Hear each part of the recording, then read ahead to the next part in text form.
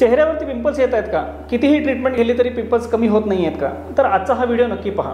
Pimples हे वेगवेगळ्या वयोगटामध्ये वेगवेगळ्या कारणांमुळे येतात। जनरली पिंपल्स हे खूप कॉमनली 14 ते 20 वर्षाच्या वयोगटामध्ये येतात, कारण या वेळेला मुलं मोठी होत असतात, त्यांच्या शरीरामध्ये हॉर्मोनचे बदल घडत असतात आणि ह्या हॉर्मोनल स्टिम्युलेशनमुळे चेहऱ्यावरच्या तेलाच्या ग्रंथी ज्या आहेत त्या जास्त स्टिम्युलेट होतात, सुजतात आणि त्याच्यामध्ये एखाद्या वेळेला इन्फेक्शन होतं आणि त्यांना आपण पिंपल्स असं म्हणतो।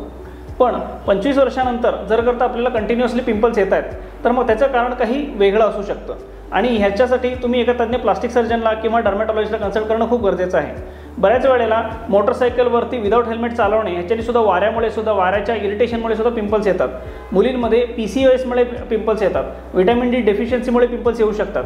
तर या सर्व गोष्टींना करेक्ट केल्याशिवाय पिंपल्सची ट्रीटमेंट घेणे ह्याच्याने क्रीम आणि नुसते फेस वॉश वगैरे वापरून पिंपल्स कमी येत नाहीत। तर अशा वेळेला तुमच्या जवळचे प्लास्टिक सर्जन किंवा डर्मॅटॉलॉजिस्टला कन्सल्ट करा, म्हणजे ते त्याची व्यवस्थित ट्रीटमेंट करतील आणि जी काही डेफिशियन्सी आहे ती करेक्ट केल्यामुळे तुमचे पिंपल्स गायब होऊन जातील।